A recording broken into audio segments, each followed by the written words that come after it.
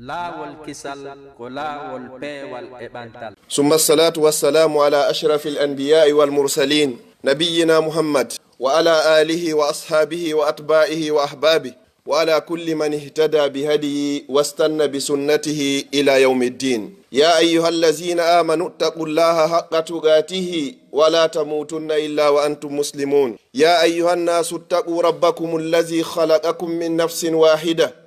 وخلق منها زوجها وبث منهما رجالا كثيرا ونساء واتقوا الله الذي تساءلون به والأرحام إن الله كان عليكم رقيبا. يا أيها الذين آمنوا اتقوا الله وقولوا قولا سديدا يصلح لكم أعمالكم ويغفر لكم ذنوبكم ومن يطع الله ورسوله فقد فاز فوزا عظيما. جعلني الله وإياكم وسائر المسلمين من الفائزين. آمين آمين آمين يا رب العالمين. musidɓe julɓe tedduɓe teddirɓe l'islam ɓaawoyen yettude o haanaɗo yettede ɗum ko Allah subhanahu wa ta'ala haray ko waɗanɗen mo ko fof ko ɗum nongo ɓuri en yawande yettugol mo. bani adama yetti Allah subhanahu wa ta'ala wottuma sonja ari ko on sayo anditatamo. Allah inni wa qalilun fanɗi ha fanti min ibadiya shakur e jiyaɓe am ɓen hino yettalan. himo fodi Allah o inni la in shakartum la azidannakum. mi wondi son yetti lam min Allah mi wondi haray mi ɓeydanayo. yo Allah waɗu en yettoɓe harna en yeddoɓe. ɓawo ɗum ɗo juulen e ɓurnaɗo tageefo ngon Muhammadu sallallahu alayhi wa sallam on yewtuɗo e hadiseji muɗum o wi'i ɓernde makko nde waalike wo ha nde tawata hay goto e mofte makko ɗen alaka nder yiite jahannam. kono hay hata o inni kadi pellet luttoye ka nder yiite jahannama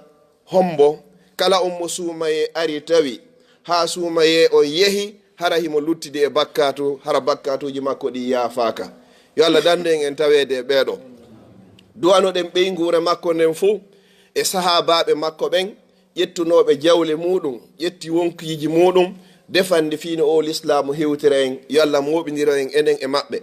ɓawo ɗum ɗon duwanoɗen ɓe mawɓe meɗen jibimɓe en e nder l'islam e laawol l'islam ɓe andini e l'islam faatiɓe wuurɓe fop. yo Allah yoɓɓe ko ɓuri moƴƴude e joddi. ɓawo ɗum ɗo musidɓe julɓe tedduɓe teddirɓe l'islam hande hiɗen e ñalande juma jumare sakkitinde nden e nder lewru suumaye hitande 2019. Allah subhanahu wa ta'ala bagori en moƴƴere makko nden en heɓi jumaje tati feƴƴuɗe. yo Allah taw o jaɓani en hande hiɗen juulude sakkitorde nden hawrodiri kadi ko hande kadi jemma wonata jemma ɓuraɗo jortede on ko jemma laylatul qadri. nelaɗo sallallahu alaihi wasallam ko honɗum ɓe maaki wo hebbine juulugol e an jemma juma e ñalorma juma andite dey ko wonɗon juulude e an kon Allah weeɓitanaylan o hollaylan. kala juuluɗo e an Allah artiray ruhu an on ka ɓandu an mi rutta min kadi ko juuli kon e an sallallahu alayhi wa sallam. hawrodiri noon ko o jemma ɗo jemma ɗaɓɓaɗo on jemma mo tawata si a heɓimo hiɗa ɓuri rewɗo Allah e nder duuɓi 83 duuɓi 83 83 ans goɗɗo rewa Allah hara o heɓari laylatul qadri an heɓa o jemma ɗaɓɓaɗo ɗo wo haray hiɗa ɓuri mo ko Allah subhanahu wa ta'ala. wona hadise sakko woɓɓe inna himo lo'i ma o lo'a ko aya qur'an Allah daali hon ɗum laylatul qadri khayrun. si innama khayr ko hino ɓuri e moƴƴude ko ismu tafdil no ɓuri e moƴƴude min alfi shaharin e di lebbi wulure tawata ɗi jogaki laylatul qadri. ko on jemma wonɗen torade Allah yo Allah tawnu en ɗo hande. si oɗo non hewti mo be ko honno waɗiri programme no wurnitirta o jemma hara wona ñamaɗano hara wona cérémonie ji sifa ko feƴƴata e leyɗe goo kami andi invitugol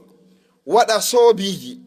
wala beytugol wala jaarugol hara worɓe rewɓe hino jillodiri na ɗum o jemma wurnitirte. O jemma ko wurnitirte ko innugol inchallah mi timminay qur'ana on hande ma miɗo fuɗɗino hande mi waɗay khatmu jogo on décision ko inchallah hande o fanɗi o mi heɓay darɗe capantati darɗe nogay darɗe temedere juulaɗe hara ko ɗin anniyeji wonduɗa. Incha'Allah hande mi waɗay astaghfirullah wa atubu ilay e nder jemma on laabi wulure. On tigi inna e nder o jemma mi innay subhanallahi wa bihamdi laabi wulure. O inna e nder o jemma mi juulay e ɓurnaɗo tagi e fon ko fanɗi onde laabi wulure. O inna e nder o jemma mi innay subhanallahi wa bihamdi subhanallahi lazim ko fanɗi o laabi wulure. O inna e nder o jemma mi innay la ilaha illa allah wahdahu la sharika lah lahul mulk wa lahul hamd wa huwa ala kulli shay'in qadir ko fanɗi o mi heɓay laabi wulure e nder o jemma. O inna e nder o jemma mi ittay sadaka hunde nde mi ɓuri yiɗude nden fiyo allah okkan ko ɓuri e moƴƴude kon. Lan tanalul birra hatta tunfiqu mimma tuhibbun. On heɓata ko wiyete bir ha tuma dépense ɗa ko ɓuri e moƴƴude kon e jawdi ma ko ɓurɗa yiɗude kon. Inna mi waɗay ɗum e nder o jemma. Inna e nder o jemma bi isnillah mi ñamminay julɓe allah ɓen miskinɓe allah ɓen mi fittanayɓe gonɗi mi ittanayɓe heege kesa suwa ko ɗo maka meɗen mi weltinayɓe fiyo allah subhanahu wa taala min kadi weltinan mi waɗay ɗum e nder o jemma fiyo allah okkan o jemma. Inna e nder o jemma momi taƴodirno tawata ko kanko toñilan meɗen taƴodiri woni duuɓi woni lebbi hande si allah jeeɓi mi ƴette téléphone an on mi noddamo mi toromo yo yaafolan fi kala ko kanko bonnilan komin taƴodiri kon min hiwrodiray momi yahatano ka muɗum si allah jeeɓi mi yahay ka makko fi o jemma ɗo yo allah okkan jemma sa rewimo hiɗa ɓuri rewɗo allah e nder duuɓi 83 mi mara garanti suuma e arowo tawaylan mi mara garanti mi wuuray duuɓi 83 ɓe mi neldatano siɓɓe am ɓen fo ɓe konnago e haasidankaku wonno hakkundeji amen e hoore hara dey kadi ko min jogii gonga ɓeɗo fof si allah jaɓi o jemma ɗo feƴƴata sinaɓe fof maɓɓe hara men moƴƴintini ko ɗi décision ji ɗo goɗɗo wondata fi wurnitugol o jemma. O inna e nder o jemma ɗo ko ayyo ɗe gite aɗanotako a finay fi ya wurniti o jemma. Allah inni salamun hiya kisiye woni e jemma on fop hatta matla el faji hatuma fajiri on feeroyi aɗanotako a wurnitaymo. Inna o jemma si gaynama nafede si mi salmini subaka mi jottoto mi janto inde allah mi janga qur'an ha mi juula walluha si mi yaltaka juulirde fiyo allah okkam baraji waɗɗo hajju timmuɗo waɗi umra timmuɗo hay si tawina ñande ɓe laylatul qadri wona ñande ɓe arata a anda ko arata sa tawete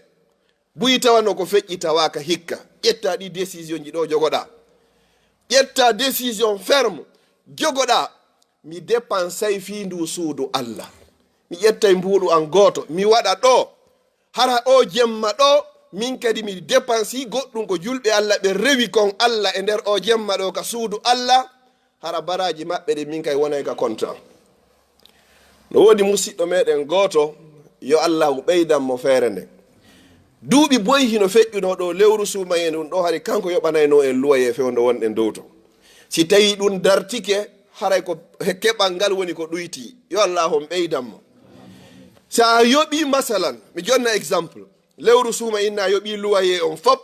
coggu facture ji ɗin fop inɗa mi ƴetti ɗum ɗo e sargent luwaye ko wona yoɓede dow to ɗum ko 600 euro ɗum dérangata économie ma on ko lewru suuma e woto kala ko rewa allah e nder lewru ndun ko juula ko hoora ko zakka e nder muɗum ko inde allah janta e nder muɗum ko naafa ko julɓe ɓen no ɓe foti o allah waɗay ɗum ka mandakke ma ka compte ma. Musidɓe julɓe tedduɓe goɗɗo no dépensa ɗo 600 euro hara wona e fi allah ɗi yaari dépensa ɗo 600 euro hara kadi ko kamba e lette woni ko wodanma ƴetta ɗo no 600 euro inna ɗiɗo allah mi waɗi ɗiɗo fi luwaye ndu suuduma ɗo fiyo julɓe allah ɓen arrewa allah ɗo Allah mi torike ma kala tugguɗo ɗo tinde jantiɗo inde Allah jangiɗo alifu goto Allah waɗanan ɗum ɗon ka mandaki am wa bi rabbil kaaba Allah waɗante wondude anni e laaɓuɗo ko lewru ndun ni ndu fokkiti ndu yehi si laylama hande ko balɗe tati ma balɗe nayyi woni ko luttira hande kadi mo hoori suumaye wakkilike nder suumaye wallahi haray o mali mo welsidinoke ha hewti ɗo wallahi fala yalumanna illa nafsa o felata hay e goto si wona hoore makko Allah kanko himo mari ko rewamo sa rewimo wallahi haray a rewani hoorema sa wedditike kadi a wedditanike hoorema himo mari ko rewama ko yonata seede muɗum mo beyo udditu télé muɗum o ndaara ko wona wangayde konka suudu kaaba million ji yimɓe ko woni wangade ɗon no iwri kenɗe ɗen fop seede mum gay sa ndaari ko ɗuuɗi ɗon kon fof a tawa a innayi ɓanndu ɓaleeru ɗum ko futandu ton himo wari ko rewamo si tawi ɗum ɗon fof waɗama a côté Allah no tagi malayika ko rewamo hara ɓe ñamata ɓe yarata ɓe resata ɓe ɗanota ko ɓe yeddata Allah golle maɓɓe wo innayi ɓe subhanallah ko ɗum tun woni golle mum sujjuɓe ka leydi no sujjanimo ko ɗum tun woni golle mum ɓe ɓantota ko sakko hara wonde maɓe ronki an ko wedditotoɗa ɗo fi programme hoye aduna koye lannata wallahi ko hoore ma woni ko feloyta ko an gatoyta hondu sa wattanari hakkil joni noon lawaki taw ko jemma o wona e muɗum ɗo mo beyo jogo décision pellete hande mi wurnitiray o jemma hara ko dewal no tawa e muɗum taw ɗuytugol kadi contact ji ɗin wondude e aduna on hebbina contact ji ɗin hakkunde ma e Allah subhanahu wa taala inna hande ko jemma dewal ndara tawa kala minute feƴƴuɗo e o nder jemma ɗo haraɗa calcule pellet o feƴƴi e hoore dewal hara na waɗugol programme ji go'o hino waɗe ton ɗi Allah yiɗa yarlaki ma hara ko perdinayi ɗi tan ɗin ɗon fof ƴetta waɗa côté inna Allah ko giggol ma e sabu yurmede ma tawnuɗalan o jemma woodi yiye ɗimmoɓe am ɓe mi hooridi rowani hikka a tawnari ɓe Allah mi torike ma newnanan mi heɓa ko ɗaɓɓa kon e nder o jemma jogoɗa ɗum ɗo hara ko wondude e anni e laaɓol ndarene laaɗo sallllahu alayhi wa sallam qad ghafara llahu lahu ma taqaddama min zambi Allah no yaafiɓe fop hay hunde ɓe jogaki e bakkato aljanna on ko tuma ɓe naatoyi wosi goɗɗo naata kono ɓeyni wosi ɗe balɗe sappo ɗo arino ko honɗum ɓe waɗayno aynnayi ko ndeññande woni ko suuma e fuɗɗi ɓeyni wo ahya layla ɓe wurnitayno jemmaji ɗin fop ko ɗum wonno premier décision maɓɓe on ko honɗum ɗi wullotirte ko dewal wa saddami izara ɓe haɓɓito kadi ɓe haɓɓa keeci ɗin kadi ko ɗum mbimana ɗuytugol ñamugol e rendigu ko fiyonnugo ko lo'inta bani adam e honɗum kadi aygaza ahla ɓe findina ɓeygure nden fof kadi fiyonnu Allah no inni ya ayyuhallazina amanu wo ko ono yo gomɗinɓe ɓu anfusakum dande hoore mon taho wa ahlikum dandon kadi ɓeygureji mon innara yiite findina fof imme wurneten o jemma ko antun ko rewata kon wawata yonande on fof dewal ngal ko on fof ko a dandu hoorema danda ɓeygure ma nden mawmen ɓen ɓe maakay sa daɗi a dandari hara a daɗari ɓe maaka gertowegal ɓeygal diwata yiite ɓeygurne fof findine siko janngayɗo qur'an no jangude siko juulowo himo juulude siko jantotoɗo inde Allah mo jantade inde Allah mo be hara hino e gokkun an kadi hiɗa e gokkun so ndaari ɗo joni on hadise ɗon eno wurirɗen ɗo ni fewno ɗo ta eno yaadi si goɗɗo heeɓi ɗo payko sako makko ko yewka ballal ɗa ɗon seeɗa heɓo ma ɗum o golle ko inda ko golle job étudie pay koy hara naata e seeɗa ko wallito baba jon e nene jonka nder galle fiino économie on ɓeydira tewowirde hara no woodi ka facture ji ɗin iwa fof ka yoɓe no gerduɗon ɗum ɗon noon fiyo buyi naatu ka dewal kay ko non han ɗon gerdugo musidɓe julɓe tedduɓe enen ɓe moko baɓe tooliɓe ɗo hara na wonɓe yaasi ɓen mo beesi ƴetti sonnajo mum ƴetti fayɓe hellifaɓe ɓen fop ardi ka juulirde ɗo est ce que aray wawa heƴugol ɗo kono si tawi joni min tum mi ari mi mankata ka saffa yeeso mi acci toon sonnajo mi acci toon fayɓe hellifaɓe ɓen haray a daɗi kono a dandari haray mi sikka wawa e marsoyde yeeso joni noon ka nelaɗo sallallah alih w sallam waɗuno ɗon ɓe tindin en ko honno wurnitirte jemmaji ɗin ko ɗum enen kadi hanɗen waɗugol ɓe findinay no ɓeygure nden fof mbimana mafhumu hadis on no wayi was tawi hari aɗo suumaye on fof na fi harɓe alaɓe findinde kono ko ɓeydugol wakkilagol surtout janngugol qur'an. Jibril dartineno nelaɗo sallallahu alaihi wasallam qur'an kono so hewtino suumaye tentiɗe e balɗe ɗo ɓe dartinayno ɓe laabiji ɗiɗi tellement que ko lewru alqur'an ko lewru waɗandu barki. Ayiye goɗɗo himo maapi suumaye ari hikka kadi suumaye ari suumaye ara o mapotako ko o ñaama ha suumaye yaha hara koyo ñaamu ha o hibba ñaameteji. Si suumaye yehi o jiɓo hande kay so ɓay ko ittira koƴe ma ko soƴƴira ko shaharubum mubarakun ko lewru waɗandu barki. Ko hombo waɗi ndu barki ko Allah subhanahu wa ta'ala. Si tawi noon ko a waɗaɗo barki a yaada e an kadi e mayru ko ɗum si huɗama luttoye ka nder yiite mo ndu tawi ha ndu yehi tawi an hara hiɗa luttidi e bakkatu hay e hunde a waɗari na qur'ana janga na sadaka itta na a juulu na a sakki na hay hunde na a insini na a moƴƴe jiyaɓe Allah ɓe na a kurkani ɓe wallahi musidɓe men gohino ɗo no gasa ɓe addata ñaameteji hay hunde no gasa ɓe julnata kono baraji ko ɓe woni heɓude kon no gasa no ɓuri hay julnay ɓen itta sadaka. Si gaynama ñaamede ha gasi hara mo be gayni ronkude haton jini e fawtagol haton jini e hewtoygol ka ɓeygore mum si arta fi naafugol ɓe ñora kaftaneji maɓɓe basenji maɓɓe ɓe ɓorto ɓe daro o miranji ko wonno fop ɓe layɓa ɗum fop ha ko wonta e be place muɗum aspira juulirde nden ha wallahi summa wallahi se waddinari hakki ko ɓewne yadde moƴƴere nden fof fi honɗum nelaɗo sallallah alih w sallam no maki honɗum wo hayru nnasi ko ɓuri moƴƴude e yimɓe ɓen fof ɓe innari ko ɓuri moƴƴude e julɓe ɓen ɓe innari ko ɓuri moƴƴude e gomɗinɓe ɓen wo hayru nnasi si yimɓe ɓen fof moɓidirama ɓurɓe moƴƴude ɓen ko anfa'uhum nasi anfa'uhum linnasi ko ɓurɗo nafude yimɓe ɓen wo ɓe maki e hadisi goo kadi wo sayyidul qawmi wo kohojo yimɓe ɓen khadimuhum ko on kurkantoɗo ɓe so yi gaynama ñamere ɗo woɓɓe haray ɓe pottoto hay tawi ɓe harari ko fiitu wata ɓe mooɓitu miranji ɗin liɓa ɗon kuyer hunkun woɓɓe ara mooɓa kuyerji ɗin ha gayna striya ha gayna poore waɗira ɗa ko hibboyte waɗira ɗa fof laɓɓin ha moƴƴa ɓurna juulirde nden ha moƴƴa.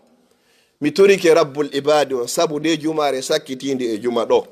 e nder ndu lewru suumaye ɗo wata Allah yoɓiroyɓe sina natal aljanna ko wallahi summa wallahi hino metti fi tentini wano ka sullari ka subakaji haray mo be hino ronki hawji yahugol kono ɓe waɗana ɗum ɗo ɓe kurkano juulirde Allah nden ɓe kurkano julɓe Allah ɓen jiyaɓe Allah ɓen ka nder suudu Allah. Mi toriki Allah yo Allah hon ittugo kurkanoɓe kamɓe ɓeygurenji maɓɓe fi duniya wal akhira. Musidɓe julɓe tedduɓe jemma on o hewti mi torori Allah inɗe makko ɗen foppo yo Allah okku en jemma on wondude e kala julɗo. Mi sakkitora yewtere anden luttinoyteɓen ka nder yiite jahannama komo suumaye tawi ha yehi hara o yaafaka no tawa e maɓɓe wuuriduɗo e mawɗo mum e bemmum ko hun yewtere nde mi fillitoto soono be soon ko fi honno hiɗen e nder alhaaliji ɗin nendirawo goto no dilan hecci hanki paykun kun o jibini o yangi fi muɗum o itti kun sonja leydi ka meɗen o addi kun e ɗe leyɗe ka innete hino hetti o dogidi e kum paykun tawata kanko e mawɗo paykun ban paykun kun ɓe waynodirino o yoɓani kum paykun ko kanko andi ko honto itti jawdi ko yoɓani kun kun jangi ha o gayno e université tawata ko paykun kun woni yoɓirte mo hande ko menace wondema o piyeno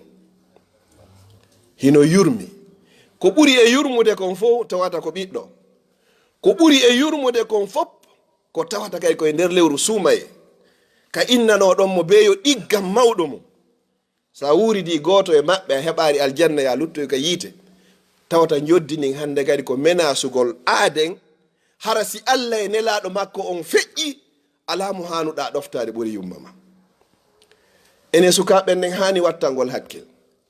na ɓornagol ngol ɗi'i yalta tum woni ka diina o mawɗo e o yummirawo mo Allah waɗi sabu ya woode hoore o aduna sa yeggiti fi o Allah ka yeggita fi o nelaɗo ɓurnaɗo tage fo ɓe maaki ridal rabbi fi ridal walidayni siɗa faala yo Allah welto ko o kiikalajo e o yummirawo woni ko weltinta siɗa faala yo Allah tikkane tikkire tawata ko a luttoyeyɗo ka nder yiite jahannama e to ha o kiikalajo e o yummirawo ɗo seytnanama hare Allah haton jina e dewal ma o haton jina e kala moƴƴere ko wonɗa e wadde mi fewtina ɗum ɗo sukaɓeɓen pay koye daroto koye réclame ko droit an ɗum ɗo e ɗum ɗo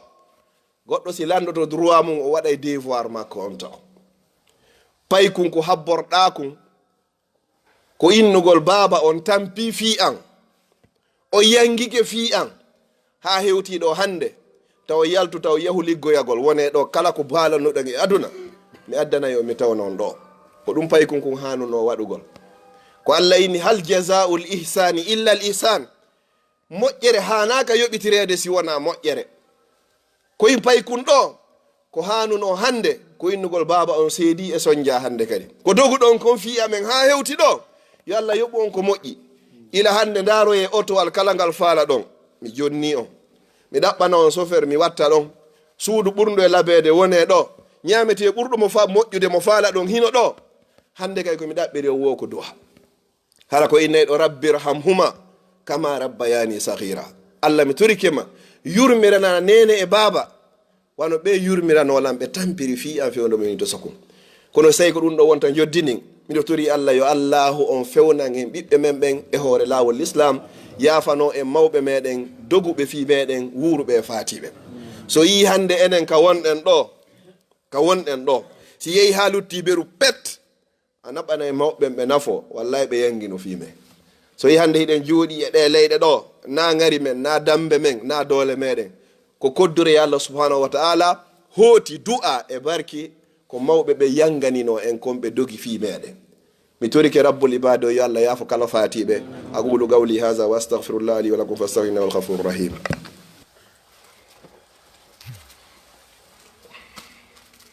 bismillahir rahmanir rahim alhamdulillahi wa kafa summa salatu wassalamu ala ibadihi allazina istafa wa ba'd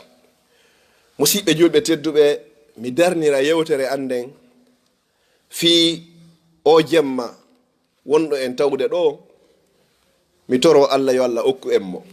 yo Allah okku en kadi feere e fiira e doole fi en wawa wurnitugol mo hara ko no Allah yiɗiri yarlori par ce que goɗɗo no wona jemma on kadi fop hara himo o ɗanaki kono hara o waɗirari no Allah subhanahu wa ta'ala yiɗiro yo Allah hawrindin en e sawaba hara ko ɗaɓɓa ɗo ya rabbal alamin komi darnirta yewtere annen ko fi on nokku ka wonnen ɗo ndu suudu Allah heewi e yahayɓe ka juulirdaji hara nde ɓe hoota bakkatu ko ɓe hootidi kon no ɓuri baraji ko ɓe heɓi kon sabu lorrugol jamma on ka suudu Allah musidɓe julɓe tedduɓe wattanen hakkille ƴettugol konnguɗi ka nder juulirde hara e hona e hoore yamirore hino hulɓini no wondi e bakkatu si mi ƴetti masalan e yeehi masjidul ansar ɗo ka juulirɗe capaɓe musidɓe men ɓurɓe mbaɗade ɗo si goɗɗo naati ɗon o jooɗikke himo habbi ha tuma autorisation iwri yeeso o juula o immo o sento nde juulirde meɗen ɗo e nden ɗon e wondego fop haray ko gooto juulirɗe ɗen fop majje hiɗe fota si wona juulirɗe tati makka e madina e baytul maqdis luttuɗen fof ko ɓurdata ko labede e janɗugol e welugol ma kono kala ka juulɗa baraji ɗi goni gooto ɗo ko enen jeeyani hoore meɗen alhamdulillah ɗe weltani Allah ɗe jarni mawɓe men e yeesoɓe meɓen kippan ɓen ha ɗum ɗo laati kono andide ko suudu Allah wota ndara mi wonɗo e wolde on waɗira goɗɗum fi mi waɗi ko suudu Allah wa annal masajida lillah wata fampoɗo dagawal fi fiɗugol goɗɗo hara ka nder juulirde hara hino hulɓini hino wondi kadi e bakkatu no wondi e kamba molanaɗo kala ga koye yewwaɗo yen bakkatuji ɗi yaasi bonno yen yaasi moƴƴintinoɗen ha moƴƴen are noon ka juulirde ga toroɗen noon Allah yo Allah yaafo en kono si en ari joni en bonni nder ga haray mi anda ko honto woni ko laaɓoyte haray yewtere komi fandi kon haray inchallah ko payko woni ko yewti haray jamma on fof faami fanunde ande mi torike rabbul ibadi o yo Allah okko e jemma ɗaɓɓaɗo mi torori Allah inɗe makko ɗen fop e sifaji makko ɗin fop e inde makko ɓurde moƴƴude nden sabu teddugol lewru suumaye yo Allah rinɗingen enen e mawɓe men fof e natugol yiita jahannama mi toriki Allah subhanahu wa ta'ala no moɓorɗen ɗo ni e kala ka julɓe mooɓi e kala nanoyɓe nde yewtere meɗen kala wonduɗo e ande yo Allah ittanmo kala nawnuɗo ma nawniraɗo ko Allah jogii cellal yo Allah sellinmo kala faatiɗo julɗo yo Allah waɗu firdawsi ala werde makko enen kadi fewdoɗo yo Allah wurnu en fodde ɗa gurdam no moƴƴani en yo Allah ƴettito en ñande tawata ko laaka raw woni ko moƴƴani en marɓe ɓen hakkudeji meɗen yo Allah ɓeyda ɓe waɗa barki ɓe jogaki ɓe yo Allah okkorɓe jawdi laaɓudi ɗuɗudi dagidi waɗandi barki maporɓe kaydiji ɓen ko Allah woni jonnowo kaydi yo Allah okkorɓe kaydiji wonduɗi nafa e barki jogiiɓe yo Allah waɗuɗi rewirɗi Allah soñdia e ande e mapunde e tooñe ko woni ka leydi meɗen kon ala wawɗo ittude si wona Allah o yoni ittowo yo Allah ittan en mi toriki Allah wonɓe yeeso memen kadi yo Allah on fewnuɓe e hoore ko moƴƴani leydi ndin kon e ɓiɓɓe leydi ndin mi torike rabbul ibade on Allah wata goto e meɗen yaltide ɗo e ande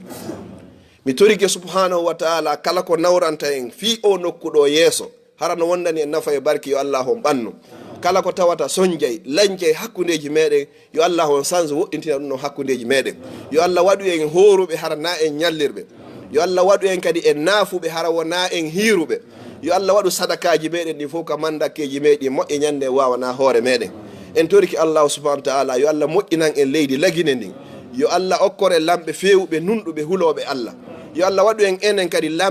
laamateri fewndi nunɗudi hulori Allah yo Allah ardin e dow meɗen ɓurɓe moƴƴude e meɗen hara ko huloɓe Allah yiɗuɓe ɓiɓɓe leydi ndin e leydi ndin mi toriki Allah subhanahu wa ta'ala zurriyaji meɗen ni fayɓe men ɓen ɓoyliɓe ɓen fop ko Allah woni fewno yo Allah fewnuɓe fewuɓe yo Allah hon tabintimɓe yo Allah waɗu ɓiɓɓe men ɓen ardotoɓe ka diina e ka dawla jogiiɓe zurriya ɓe yo Allah hon ɓeydanɓe fawa barki kala mo joyakaki zurriya Allah okkormo ko wuuri waɗa barki mawɓe men ɓen ɓe soñjike fi meɗen fatiɓe fop yo Allah okkuɓe aljanna eɗo luttuɓe e hoore gurdamɓe yo Allah ɓoynido en enen e maɓɓe enen kadi yo Allah waɗu ɓe ɓiɓɓe meɗen hara ɓe du'anto e ñande laatiɗen fureji ربنا آتنا من لدنك رحمة وهيئ لنا من أمرنا رشدا ربنا هب لنا من أزواجنا وذرياتنا قرة أعين واجعلنا للمتقين إماما وصلى الله على نبينا محمد وعلى آله وصحبه وسلم تسليما كثيرا وآخر دعوانا أن الحمد لله رب العالمين laawolkisal ko laawol peewal e ɓantal